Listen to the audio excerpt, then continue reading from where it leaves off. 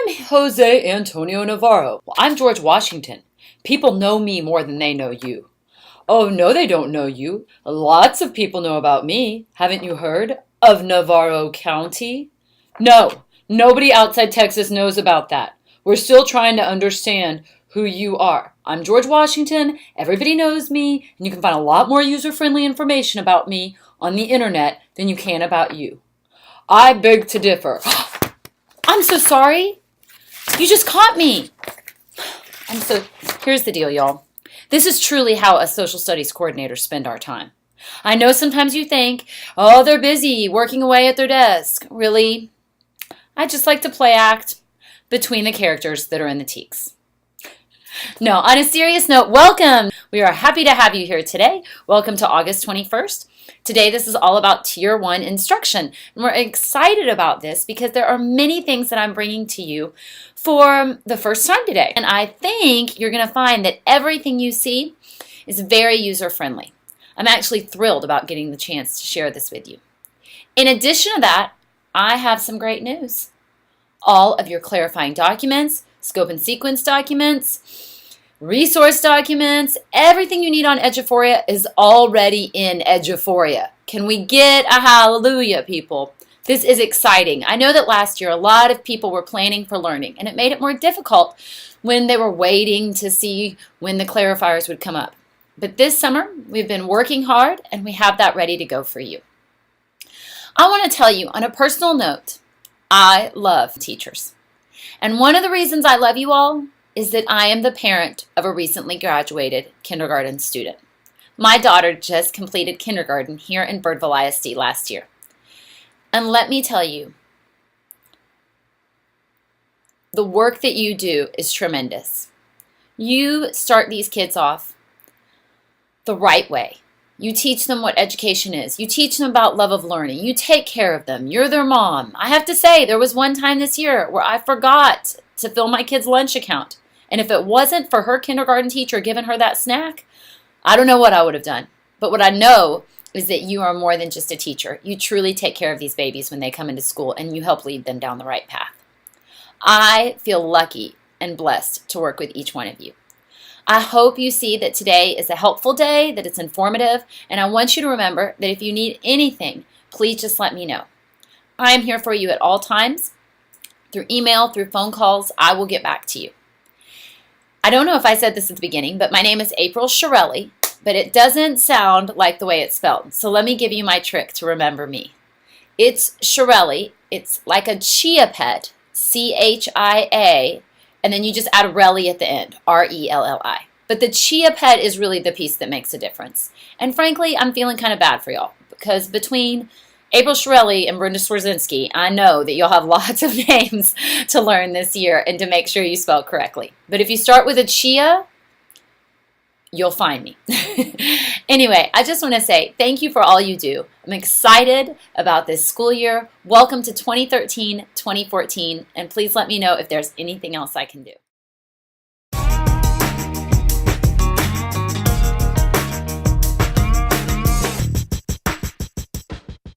Welcome first, second, and third grade teachers to Enhancing Tier 1 Instruction. Today we'll be talking about Tier 1 instruction, and Tier 1 is where your core instruction takes place.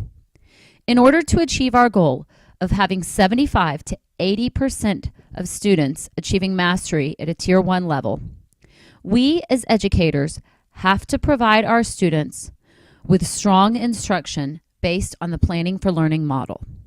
As a content coordinator, it is my job to provide you with a curriculum that helps you do that. I hope you see in today's training that I have worked to create a system that is easy to use and provides you with the things you need to do what you do best. Foster the love of learning in each one of our students by creating an environment that is rigorous and loving at the same time. So, let's talk about what kind of teacher we want to be. Tonight, our persons of the week. What is more important than exciting young minds, making kids want to be smarter? Deborah Roberts tells us about an expert who thinks he cracked the code of what makes a great teacher. And tonight, some of those teachers show us what a day with them can be. Boys and girls, the secret is that this is not an ordinary classroom. If this seems more secret clubhouse than third grade reading class, you just made teacher Justin Melly's day. What's the smart student attitude? Excitement's part of the lesson in his Houston classroom. Legendary. The same is true in Mariel Elguero's fifth grade class in Newark, New Jersey. Sometimes my little sister likes to imitate me. Today, the kids are grasping the word imitate. With their creative teaching styles, both Elguero and Melly have seen their students leap 2, even 3 grade levels in a single year. These teachers, every time we see these great results, they're setting ambitious goals based on high expectations for their students. Okay, who can tell me what rhyme is? Stephen Farr, who recruits and trains top-notch college grads for Teach for America, spent 10 years visiting classrooms all over the country, trying to unravel the mystery of what makes a great teacher. Can you tell me examples of how she makes it fun? What he found, and is now sharing in a new book, is that superstar teachers need not have outgoing personalities or master's degrees or loads of teaching experience, but they do share a few things in common. You guys still need tons of help figuring out words that you get stuck on. If you agree, you can show me with your thumb. Great teachers make certain every student's keeping up. One of the things that I do here are a lot of checks for understanding that are super visual. Show me with your thumbs. You can see who's really getting it and who isn't. Today we're going to figure out a bunch of ways, some new ways to figure out words that we don't know. Amazing teachers aren't afraid to change their lesson plans. If I'm teaching something and it's just not flying, then I say to them, my mistake. This isn't working. Let's regroup. Let's try something else. So you do that in front of the Yeah. kids? Well, they're fine with that. They're used to that. But this may be the most important discovery of all. We are all going to get so much smarter. Great teachers set high goals, as 11-year-old Brianna Randolph has learned from Miss Elguero. Brianna, what was your reading level when you got here? It was hard for me to read because I didn't understand the chapter books. Her mom, Denise, is now amazed at the difference. When she got here, we learned that Brianna was 2 levels behind. And today, Brianna is actually almost 2.5 levels above what she was when she came in. And it's only February.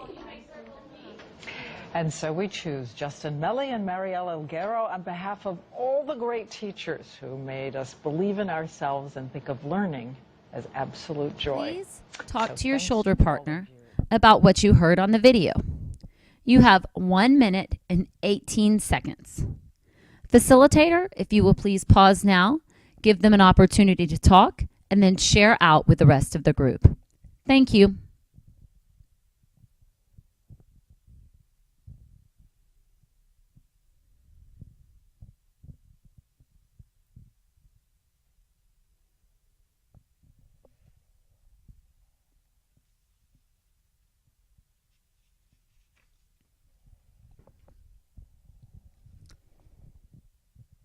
Okay, now let's get back together. I like this video because it really is about what we are talking about today. First, make certain every child is keeping up. The Making Thinking Visible strategies you are learning about today are all ways for you to check for understanding and make sure kids are keeping up. This is something we have to do in Tier 1 instruction in order to do the second thing on the list, which is to readjust based on the needs of your students.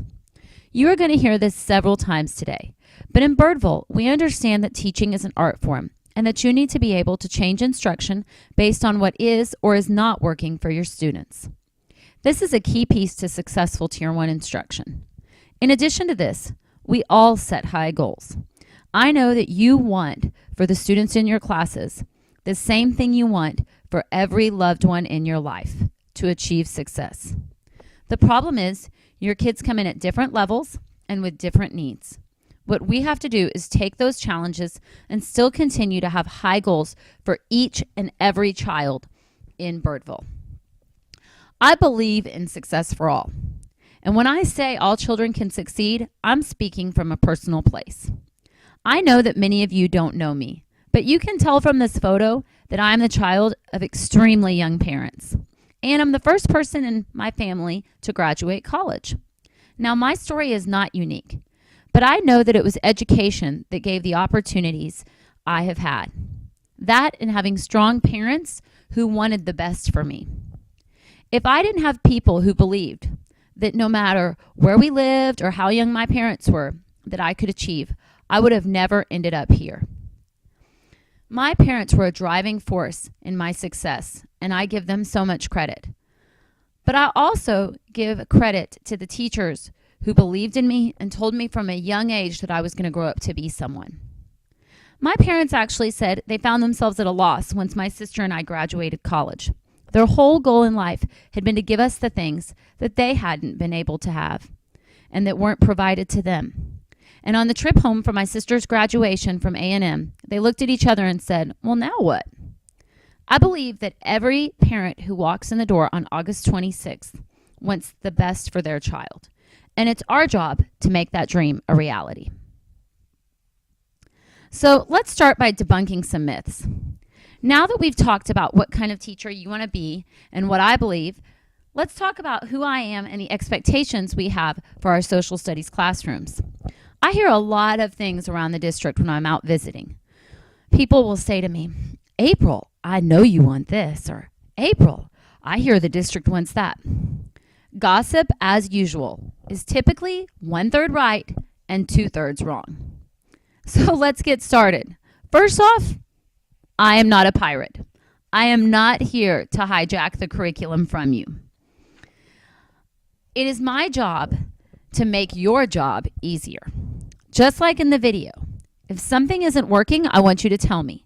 I'm only as good as the feedback I receive. And I hope you'll help me make the social studies curriculum continuously improve by talking about it.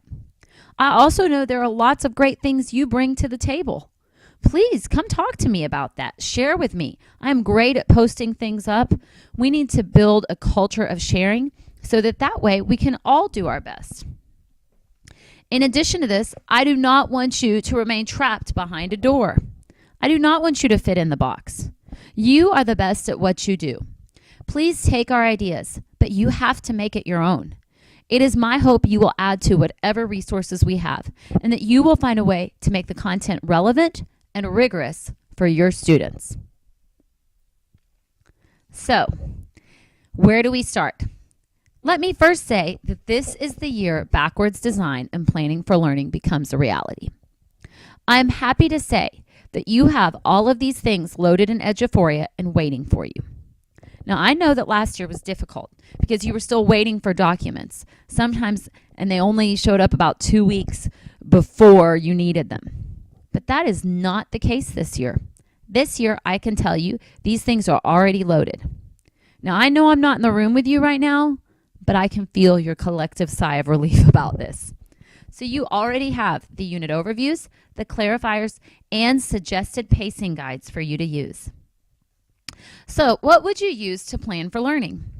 First off, you're going to look at the scope and sequence. And in there, I would use the unit overviews and the suggested pacing guides to figure out how I want to map out my 6 weeks or my unit. When I get to examining the TEKS, the best place to go is the clarifying documents. Please go here. And when you plan instruction, I would review the Eduphoria resources and then see what my team has too.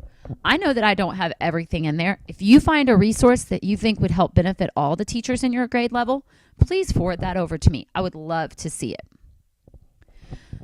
So you may be asking, okay, April, all that sounds great, but where is it located? I know that last year we were so busy just learning how to use Eduphoria, we didn't always have the opportunity to explore it. This is a screenshot of Forethought in the Scope and Sequence tab. When you are in the teacher view, all of this will come up on the right-hand side. But I wanted to use this view to show you how it looks in a larger setting. What you need to see is this bottom arrow here. It says Suggested Pacing Guide. You get to that by going to the Unit Overview, which is right under Unit Documents. So the Suggested Pacing Guide is connected to the Unit Overview. It shows up as what we call gears right down here below. Any lessons, anything else you ever find will be attached through one of those gears. This is an example of a pacing guide. Now let's take a moment and talk about this. This is a suggested pacing guide. That means, once again, you have to be one of those great teachers who looks at the needs of your students and is ready to adjust. While it is essential that you teach the TEKS in the required 6 weeks, you need to move at the pace that is right for your students. Remember, this is not about fitting you in a box. It is about giving you some help as you plan. I've gone on ahead and put these together for you, and when you find these, you will find that I've attached the TEKS, and if it made sense, I've tried to group them into ways that make sense for you. Here is an example of a clarifying document. These are what you will review as you plan for learning. Here is an important note for 2nd and 3rd grade teachers. I build the CBA documents that you take from the district 3 times a year directly from the clarifiers. And remember, you will have the blueprints for the CBAs ahead of time, which will list which texts are to be tested. What that means is I would make sure that I had reviewed the information from the clarifiers with the students prior to the CBAs. This is not a trick and it is not a gotcha. I want your students to do well. So I specifically have matched up the clarifiers to the CBAs because it truly needs to be a test of how this happens. Last year, I was able to purchase 1 set of primary source readers and a My Country kit to split between the 1st and 2nd grade classrooms on your campus. This year, I have increased that amount, and we are purchasing 1 of everything you got for every 2 teachers in your grade level. That means if you have 3 1st grade teachers, you will receive 2 sets. Now, if you're in 3rd grade, you're thinking, wait a minute, I have no idea what you're talking about. Don't worry, 3rd grade. Yours are being purchased, and as soon as they are delivered, we will bring them to you. You have a reader's theaters as well, and you have pieces of people who are important. My hope is that these will help us as we work to integrate social studies with ELAR. Now, I'm hoping we have these available within the next month. As soon as they come in, we will get them on your campus. So, let's talk. What have you received? 1st grade, you had primary source kits. Benjamin Franklin, Alexander Graham Bell, Firefighters, and Reader's Theaters kits Coming to America, The Pledge of Allegiance, The Liberty Bell. 2nd grade, you have primary source books, Sojourner Truth, Amelia Earhart, George Washington Carver, Thomas Jefferson, and Store Clerks. And Reader's Theater kits, Building Up the White House, The Declaration of Independence, Camping Constitution, and Postcards from Bosley Bear. What will 3rd grade receive? You are getting the Reader's Theater of The Inventor Benjamin Franklin, A Teacher and a Friend, which is about Helen Keller, The Constitution of the United States, Declaring Our Independence and the Voyages of Columbus, and then you will also receive primary source books for Clara Barton, Harriet Tubman, and Daniel Boone. I hope you're excited about this. These are some of the largest purchases we have made in the Social Studies Department in many years. And what I'm excited about is with this, we have been able to provide support for all Social Studies classrooms. Giving you these materials, we're only splitting 1 kit per 2 teachers, makes these a lot more available for you to use. So, what will 3rd grade? Let's look at these materials then. A Reader's Theater will include Introduction to the Literature, ELL support. It will talk about how to involve all students. It will talk about how to read the script, how to assign roles. It'll have a social studies connection, and they will include fine arts connections. Now, if you're like me, you're sitting here looking at this right now and thinking to yourself, I'm supposed to do all that? Remember, you are the expert. You will pick and choose pieces of these that work for your students. But I want you to know all of these are available within these kits. So I want you to stop here for a moment and please walk through a lesson with me today. Pretend you are in 2nd grade and this is a Reader's Theater lesson that will also incorporate the two strategies, the explanation game and what makes you say that. I am actually going to take you through a Reader's Theater lesson plan, and we will debrief along the way as teachers after we participate in these strategies. Hi, class. Today we're going to talk about the rights and freedoms we have in the United States. We will learn about the document that helped form our country, and we will understand how it affects you. Let's start by thinking about the rights and freedoms you enjoy by living in America. Please turn and talk to your neighbor for 1 minute about the freedoms you enjoy. After you've done this, please share out. Facilitator, at this time, please pause the video.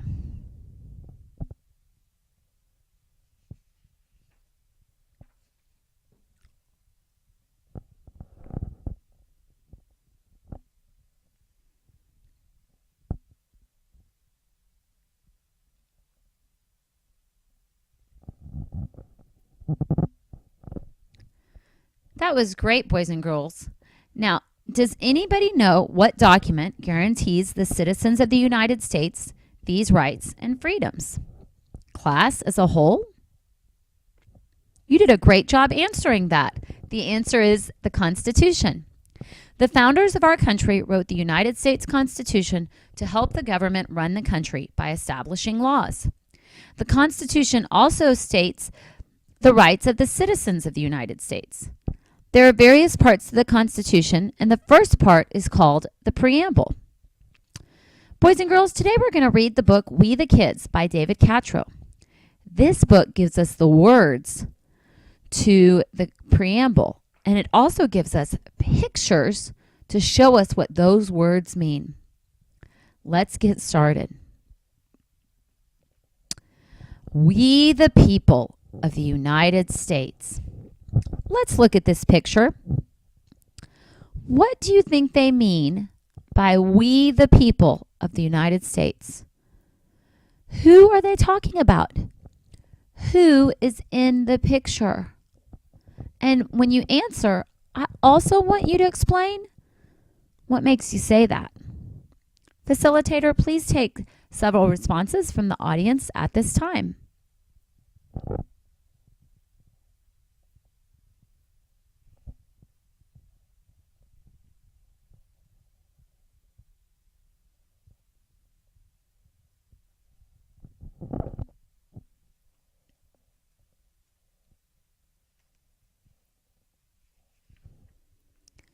Good job, students. You see, by saying we the people of the United States, these people look like us. They look like everyday people. So I think what they mean is that we the people are us. I like the way you explained your answers and told me what made you say that. And by the way, what makes me say that is, like I said, this person's holding a map. The dog doesn't look very special, and that house kind of looks like houses in my neighborhood. Okay, in order to form a more perfect union. What do you think that means? And please explain what makes you say that.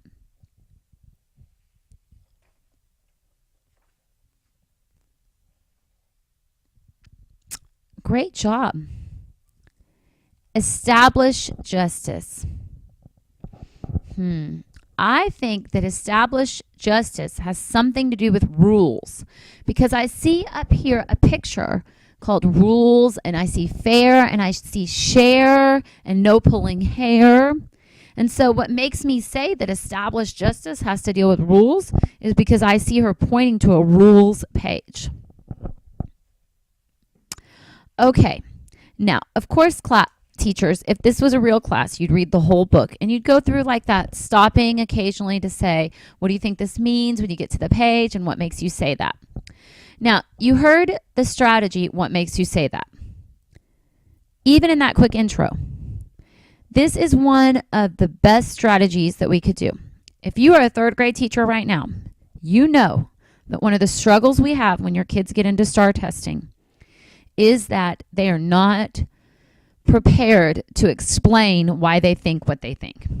So I want you to think of a world in which, since the time these kids are in kindergarten, they have constantly had to just think through what makes you say that. Think of how much that would help them before they ever put pencil to paper.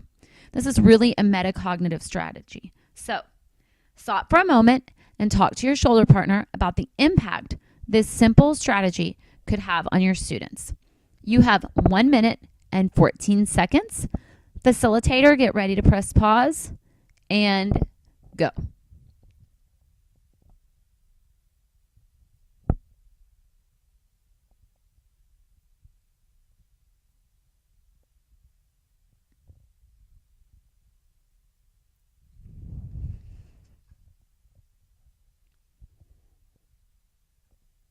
Great job. Now, we're going to get started today by using the Reader's Theater lesson booklets to participate in the explanation game. This is still part of a Reader's Theater lesson. They did the introduction that way, then they had you read a thing, and now they're going to this. This is one of the five thinking strategies that can be used to make thinking visible. So you might be asking, in the explanation game, what is the purpose? Well, it's a routine for introducing and exploring ideas. It's appropriate when students might already know what they're looking at but not fully understand it and you want them to dig deeper, or as an introduction. And the assessment here is to listen for the students' explanations, and you need to take notice of the quality of their theorizing rather than the correctness. We have to get away from the idea that there's only one right answer. A lot of students refuse to answer us because they're worried about not having the correct answer. Remember, all of the Making Thinking Visible strategies are there so that you can figure out what's in their head. It doesn't matter if it's right or wrong. It matters that you can see that and then adjust appropriately. Okay, boys and girls. For this activity, you need to be in a group of 4 people. Please make your group within 25 seconds. And you do not have to pause this facilitator. I'm going to give us time to move. On your mark, get set, go.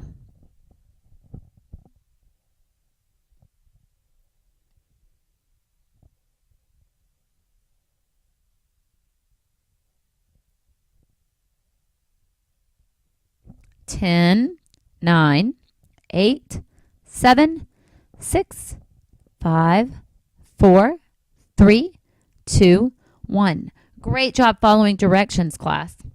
Okay, so let's start the explanation game. You see on the overhead a page from what we're about to read. Now let's try to notice as many details about this page as possible.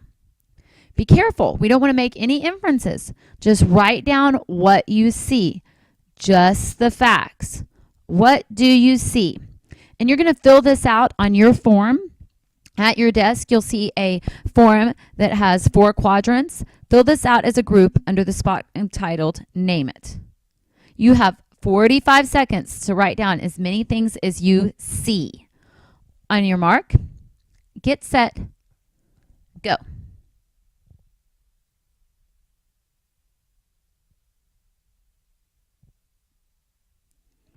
Facilitator, please make sure you pause and please go on ahead and give them the opportunity to share out when they're done.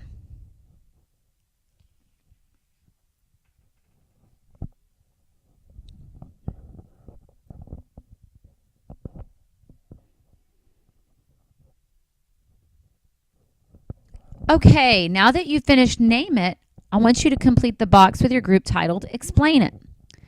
I want you to begin explaining what you think you saw. What was it that you saw? What might it be? You have 1 minute to complete this activity. Facilitator, please pause the tape and then allow them to share out. On your mark, get set, go.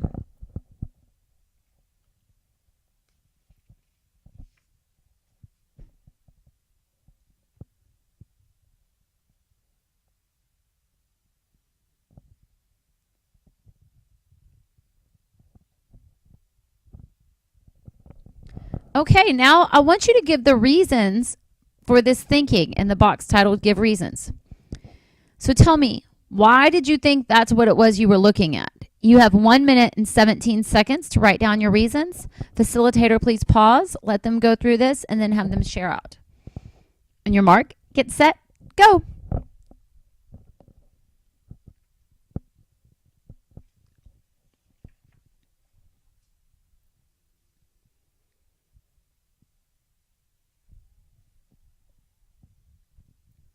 And the final part is we're to generate alternatives. Now, students, alternatives is a big word. And what this means is we want you to generate other ideas. It means what else could it be?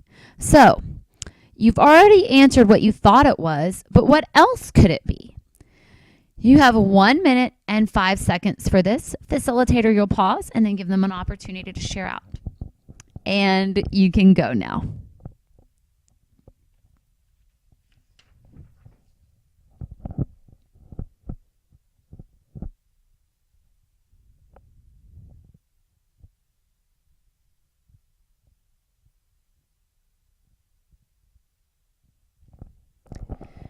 Great job. Now, that was the explanation game. I want you to think for 1 minute and 22 seconds about how you could use this in your classroom. Then turn to your shoulder partner, and each of you share for 49 seconds how you could use this. And then you'll share out with the class. Facilitator, please prepare to pause and go on ahead.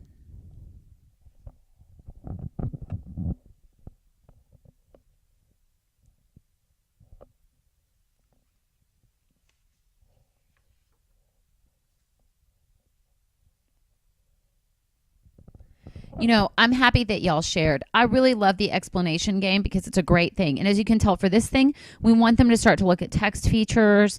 We were hoping that when you went through there that you would be able to kind of talk about how the setup is for a reader's theater, for a play. And that's a great way to introduce something that may look different from what they were saying. So thank you for participating in that. Now, we're going back to being a teacher. Now, there was another activity at this point that you would do before you even get into it. So we're not going to participate in this activity because of today's shortened time limit, but let's find out what they would want us to do. So at this point, they say, you have been asked to join an after-school club where you will go on a field trip, but you all begin to argue on where to go and how many supplies to take. How can you solve this problem? Let's get into groups of 4 to 5 and brainstorm ideas for solving the club's problem. And then you would talk about how could you have prevented this problem altogether. Now at this point, after you've done these activities, and think of how you're setting kids up for success with all this background information, and think of how you could have picked and chosen which ones of those you liked, they ask you to assign roles. Now, what I really appreciate that Teacher Created Materials has done here is that they understand that all kids are at different reading levels. And sometimes it's really difficult to do when you have one piece of text. So if you look through their teacher's guide, it will tell you what the levels are and where to assign the roles. I think this is so helpful. Now, I know you only see it up here first and second grade. Third grade, remember, you're not here because this particular book is a second grade book. But I know you will appreciate this information too when you get to it. So you would know if I have a low second grade person, then that's a Sam. A high student can take Mrs. Freedom, can take the narrator, and this just gives you a good guideline when you're assigning those roles. Okay, now back to being teacher. Students, today our fluency objective focuses on the use of punctuation in order to understand the correct expression to use when we read. Let's look at the following sentences to get a good idea of how to do this. Here I would list on the board these 3 sentences. So, let's talk about that. Mrs. Freedom says, "Are you all ready for our outdoor club camping adventure?" When we read a question mark, our voice tends to go up at the end. You would go on and on explaining these different punctuation points as they go through, because this is kind of like a short mini lesson so that when they're reading the script, remember, this is to help build fluency. They understand how to do it. So you'd want to go on ahead and do that, and you would tell your students to pay attention to this as they read Act 1. At this point, we would read Act 1. Now, you will see that this has, what I have up here for your board, would be their take-home version of the script that you could use in advance to help students who struggle so they're familiar before they come to class. Isn't that a great idea? In addition to that, this take-home version, which is not the version that's in the book that has all the pretty pictures, but what I like about it is it's a shorter number of pages. You could highlight the parts, and it's in a Word document, so you can move it around if you needed to too. So this is a great way to get students to be successful, because anytime we're asking kids to participate in an activity like this, we want them to be really successful. You could also assign this as homework, and parents could read this to them. There's just so many things to do. So at this point, you would have the class read. So pretend we finish reading the Reader's Theater. Class, after reading Camping Constitution, I realized I needed to create a new set of rules. 1, there will be no more talking. 2, you are no longer allowed out of your seats, even to get to tissue. I just think you should never get a cold, and no snotty noses are allowed. You may only use pencils. No more colorful things are allowed in this classroom. No colors, no markers, no nothing. I don't even want colored binders. I want nothing colorful. And you are no longer allowed to choose your outside reading books. I will choose them for you. And boys and girls, I love all things frog related. I don't know if you know, I went to TCU. I'm a big fan. So boys and girls, everybody better love frogs. We're going to learn all there are to know. Now, how do you feel about these rules? New rules? Are they fair? Well, what would make you say that? Well, now we must vote for whether or not to keep the rules. Now, teachers, you can hear in this would be a simulation activity you could do in the end. And what I love about this is that then you would have them write their own rules. And the way you'd introduce this is say, the Constitution is written to be fair to all citizens. Since you all voted against the rules, you must write your own classroom constitution. The first group will write 5 main laws everyone will follow. The second group will write the Bill of Rights, defining the rights and freedoms of the classroom citizens. And of course, throughout the course, you would remind students that chewing gum is not important to learning, so therefore think again. Also, once a classroom constitution had been approved, you can post it in the room.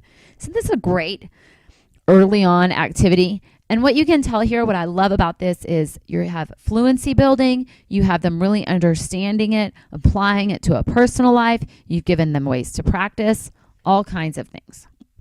In addition to that, all of these lessons contain poems and songs you can use for instruction. So, for example, reading a poem and practicing for fluency might be a great literacy center.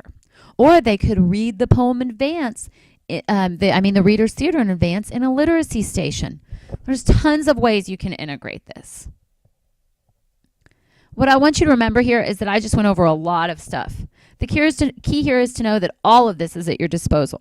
But just like this cat, you cannot fit in a box. And this cat doesn't fit in that box. You have to do what works best for your students. And we absolutely want you to use this the way you best see fit.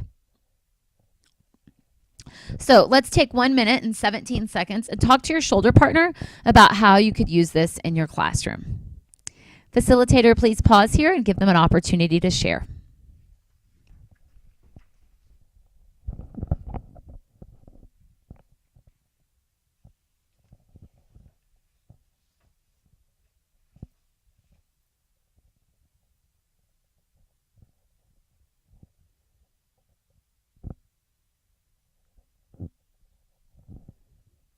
Great. I hope you see that this is a wonderful tool and we're really excited about you having it. So let's talk about how we put everything together. Going back to the beginning, when we use a planning for learning approach, which includes Eduphoria, our resources, and amazing thinking strategies, such as the explanation game and what makes you say that, this all leads to excellent Tier 1 instruction, which gives us the graduates we are proud of. So, you may be asking me, April, is there anything else I should know? Well, Maps 101 is a resource that came to us at the end of last year as well.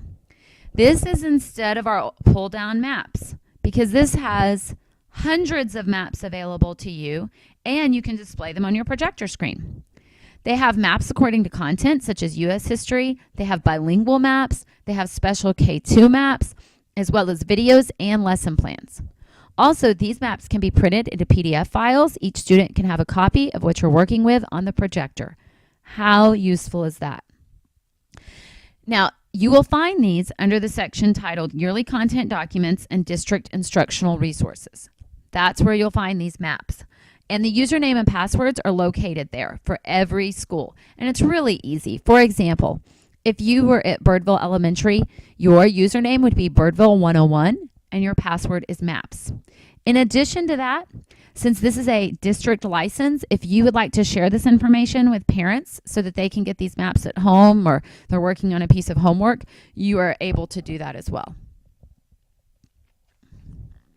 This year, our legislature has made some decisions about the winter holidays. I know that winter holidays are taught in your TEKS, so let's hear what they've said. Students and staff are permitted to offer greetings regarding the celebrations, including Merry Christmas and Happy Hanukkah and Happy Holidays. Religious symbols may be included in a display as long as more than one religion is represented or one religion and one secular scene are both displayed. So what this means is that you need to be careful and make sure that you are displaying more than one religion or more than one religion in a secular scene. For example, Rudolph the Red-Nosed Reindeer is secular. So you could display Rudolph and the menorah, but you cannot just display a nativity scene. You need to keep this in mind as you plan instruction around this time of year and as you're putting up billboards. You do not want to have a board up outside your classroom wall that has just a nativity scene. They want to make sure that we're showing more than one. And you can feel free to tell people Merry Christmas or Happy Hanukkah as much as you want to. This year, I know one of the concerns has been how to teach social studies in the 30 minutes of direct teach time you have been allotted. So let me say, you have 30 minutes of direct teach social studies time. The curriculum writers have worked hard this summer to find ways to integrate some additional time into the literacy station that would also hit correlating ELAR TEKS. In addition to this, some of what they've worked on, they actually took lessons that we did not score well on the CBAs, and they created lessons based upon that. So I know a lot of people are always asking, what do you do with those CBAs, April? Well, here's what we do with them. We actually take them and we use them to beef up the curriculum. So let's talk about this. You can integrate social studies into a literacy station, but only if you have a correlating ELAR TEKS. And you can't just make one up. It has to be something you have. So our goal this year is to give you some suggestions. You'll have 2 TEKS with lessons per 6 weeks. I hope that we have more than that eventually, but this is a good place to start. And we've used the Debbie Diller Literacy Workstation model and created lesson plans that do this for you. So the first 6 weeks lesson plans are already loaded and they're ready to go.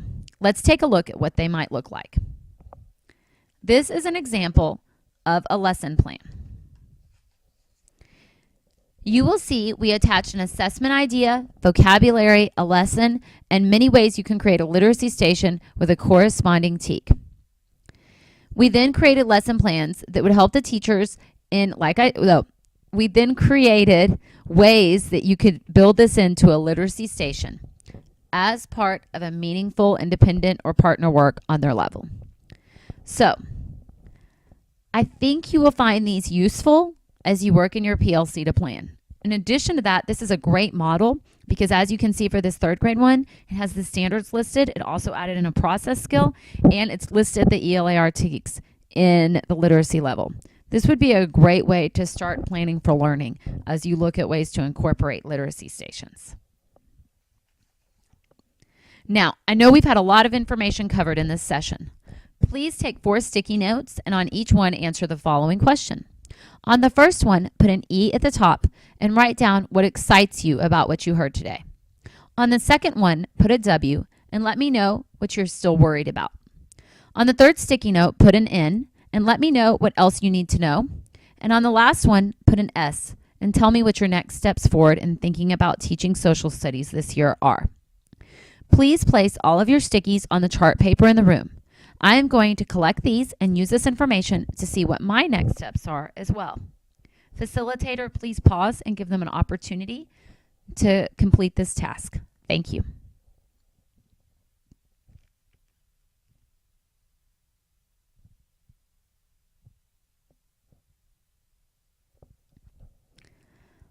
Okay, on an ending note. In closing, I'd like to end with a quote I have in my office. I want to let you know that I believe that you are the heroic educators we heard about yesterday at Convocation. I know the job you do is enormous, and I want you to know I'm here to support you in any way possible. I hope you have a wonderful first week of school and a very successful 2013-2014 school year. So here goes. 100 years from now, it will not matter what kind of car I drove, what kind of house I lived in, how much money I had in the bank, but the world may be a better place because I made a difference in the life of a child.